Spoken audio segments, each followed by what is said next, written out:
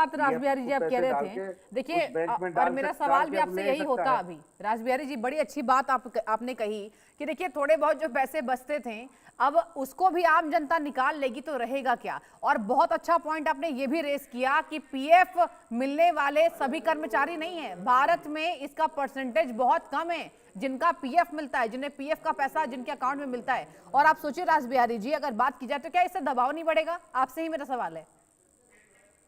नहीं, निश्चित रूप से देखिए, ये तो लोगों पर ही दबाव बढ़ेगा, बिल्कुल ठीक कह रहे हैं, हाँ। क्योंकि जिस जिस तरह से स्थिति बदलती जा रही है, सरकार की नीतियां बदल रही हैं, तो उसमें प्राइवेट सेक्टर में काम करने वाले लोगों के सामने भविष्य को लेकर बड़ी चुनौतियां आने वाली हैं। हम्म।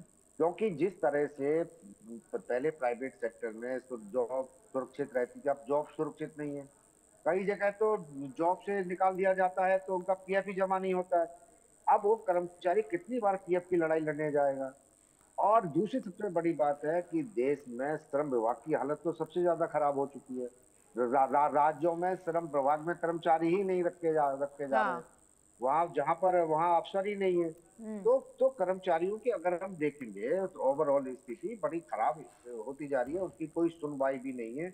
और प्राइवेट सेक्टर में जिस जिस तरह से कभी भी किसी भी कर्मचारी को निकाल दिया जाता है, तो जैसे मैं कह रहा हूँ कि पीएफ ही जमा नहीं होता उनका, उनकी कोई ग्रेच्युटी भी नहीं होती है उनकी।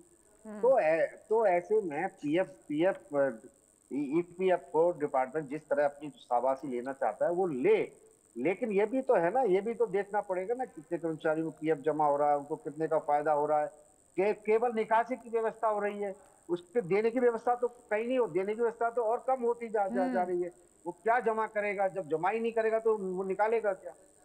तो ये भी एक सोच नहीं पाते। ठीक है, जिस कर्मचारी का पैसा पीएफ में जमा हो रहा है, उसको कोई इमरजेंसी आई तो वो 75% तक निकाल सकता है। लेकिन जैसे मैंने कहा, अब तो जब बचत ही कम हो गई है, तो इमरजेंसी में भी कितना पैसा उसके पास जमा होगा? ये भी एक सोचने की बात है। बहुत अच्छी बात। ठीक है। रजत जी देखिए, ये तो बिल्कुल जनता के नफ्स को टटोल कर रासबिहारी जी ने यहाँ पर डिबेट में रख दिया कि वैसे भी बचत कम होती है और जितनी बचत होगी, अब नया नियम लागू हो गया है, उत्सुकता से इसको लोग निकाल लेंगे। आपसे मेरा यही सवाल होगा, जो मिनिमम बैलेंस की बात आ रही है 25% की, उस पर जरा बताइए क्या बदलाव देखने को मिलेगा रजत जी, कि वही है? अ, जी जी जी शशि जी, देखिए अभी आपने भी मेंशन किया ये चीज कि बहुत कम लोग हैं जो इसके अंतर्गत अभी जिनके पीएफ के अकाउंट्स हैं। अगर हाँ। आप भारत में बात करें तो 150 करोड़ लोगों के देश में सिर्फ लगभग 8 करोड़ लोग ऐसे हैं जिनके पीएफ अकाउंट्स हैं। और बिल्कुल। उसमें भी मेजॉरिटी ऐसी है जिसके पीएफ अकाउंट में पैसा काफी कम है। वो हम्म। पैसा ज्यादा तब दिखता है जब आप रिटायरमेंट के पास होते हैं, मतलब वो 55 60 62 की एज में जब आते हैं, तब वो पीएफ का एक चंक में पैसा निकलता है जिसका इस्तेमाल कुछ बड़ी चीज के लिए उनके द्वारा किया जाता है। यानी अभी के सेंस में देखा जाए तो वो पैसा वैसे भी कम है। इसी के साथ साथ, इससे पहले मैं आपकी उस पर आऊं, कुछ और चीजें देखिए। जो नई पेंशन, सॉरी, नई टैक्स की, इनकम टैक्स की जो पॉलिसी आई है, उसमें आपने सेविंग्स के जितने भी फायदे थे वो सारे के सारे हटा दिए। अब हाँ। आप इसे डिफॉल्ट बना चुके हैं, यानी आप ओवरऑल सिनेरियो में सेविंग को बढ़ावा नहीं दे रहे हैं। हम्म। ये एक प्रॉब्लम की बात है। और जब इमरजेंसी की सिचुएशन आती है, जो जैसे लेट्स से हमने 20 साल पहले या 15 साल पहले जब हमने फेस किया, 2008 के क्राइसिस में फेस की, उस ड्यूरेशन पे हमारी सेविंग्स ने, मतलब भारत की जो ओवरऑल सेविंग है, उसे बचाया था। अगर इसमें कमी आती है तो आगे आने वाली इमरजेंसी सिचुएशन में ओवरऑल भारत की इकोनॉमिक, मैक्रो इकोनॉमिक सेंस में भी, और इंडिविजुअल जो लोग हैं उनके पर्सनल इकोनॉमिक सिनेरियो में भी प्रॉब्लम आएगी। बहुत सही। इसलिए जो सेविंग पर फोकस है वो बहुत इंपॉर्टेंट है। जो हम्म। रासबिहारी जी भी कह रहे थे वो भी इंपॉर्टेंट फैक्टर इसीलिए आता है कि आपके पास सेविंग के ऑप्शंस भी कम होते जा रहे हैं। सरकार भी उस चीज को पर्टिकुलरली बढ़ावा नहीं दे रही है। सरकार साथ में अलाउ कर रही है कि आप ज्यादा से ज्यादा पैसा निकाल सके, क्योंकि ओवरऑल इनकम जो आपकी है वो कम होती जा रही है इन्फ्लेशन के कंपैरिजन में। जो मैंने आपको लोन के सेंस में बात की, आप इसी में डिफॉल्ट को ऐड कर लीजिए। 35 साल से कम एज ग्रुप में ही बात करें, यानी कि जो यूथ हैं, जिनका इस समय पीएफ बढ़ना चाहिए था आगे के लिए, वो डिजिटल इसमें डिफॉल्ट बहुत ज्यादा कर रहे हैं। मतलब 50% जो डिफॉल्ट हो रहे हैं डिजिटल में, उसमें 35 साल से कम एज ग्रुप वाले हैं। और हम्म। ये जो डिजिटल डिफॉल्ट है, ये 50,000 रुपए से कम वाला भी है, उससे कहीं ज्यादा वाले सिनेरियो में भी आ रहे हैं। गोल्ड पर जो आपका लोन है वो बढ़ता जा रहा है, पर्सनल लोन्स, क्रेडिट कार्ड पे जो लोन्स हैं जो उन पे डिफॉल्ट हो रहे हैं वो बढ़ते जा रहे हैं।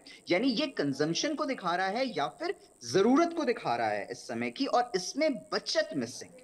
बचत अगर प्राइवेट लेवल पर देखी जाए वहां से भी मिसिंग है, गवर्नमेंट जो रूल्स बना रही है या जो इंटेंशन अपना शो कर रही है उसमें भी मिसिंग है।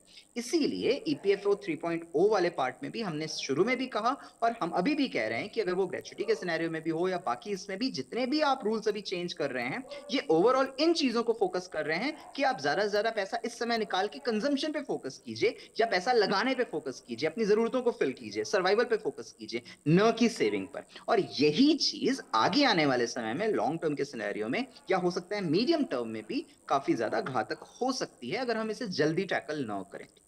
ठीक है। राज बिहारी जी, देखिए अब इसके डिमेरिट्स पर भी हम बात करना चाहेंगे और मेरिट्स पर भी। इसके फायदे क्या क्या आप बताना चाहेंगे जनता को, क्या फायदे हो सकते हैं? नहीं, जैसे मैंने कहा, ये देखिए सुविधा तो बहुत पहले लागू हो गई थी। पहले पैसा आपके बैंक में आता था, आप उसको हाँ। आप एटीएम से निकाल लिए या आप चेक से निकाल सकते थे। लेकिन जैसे मैं बार बार कह रहा हूँ कि बचत, जो प्राइवेट सेक्टर में काम कर रहे हैं लोग, उनकी जब बचत बचत ही कम हो जाएगी, हम्म। और वो अगर बार बार निकाल लेंगे, जब भी जरूरत होगी निकाल लेंगे, तो उनके तो भविष्य के आगे, जिसमें मैंने पहले भी कहा कि चुनौती हमेशा आती रहेगी। अगर वो रिटायरमेंट होंगे तो खाली हाथ होंगे। हम्म। और क्योंकि पहले जब प्राइवेट सेक्टर में कोई व्यक्ति रिटायर होता था 58 60 या 60 साल पर, तो उसको पीएफ का पैसा भी मिलता था, उसकी जो ग्रेच्युटी थी वो भी मिलती थी। लेकिन आजकल जिस तरह से किसी की भी जॉब सुरक्षित नहीं है, 3 3 साल 2 2 साल बाद, 1 1 साल बाद उनको जॉब बदलनी पड़ती है। वो कभी घर में खाली बैठा रहता है, तो कभी जॉब मिल गई। लेकिन जब उसकी रिटायरमेंट की उम्र आती है तो वो खाली हाथ रहता है कि ना तो उसके पास पीएफ है, ना उसके पास में ग्रेच्युटी है। क्योंकि ग्रेच्युटी तब मिलती है जब लगातार काम किया किया जाए। और और जो सरकार ने जो नई पॉलिसी लाई है श्रम श्रम क्षेत्र में, प्राइवेट सेक्टर के लिए, उसमें तो ग्रेच्युटी की व्यवस्था ही बहुत कम होती जा रही है। ठीक है, ये अभी की आप पैसा निकाल लीजिए, आप खर्च करिए, लेकिन बाद में क्या होगा, ये भी सोचने की बात है कि सारा पैसा अगर वो बार बार निकालता रहेगा।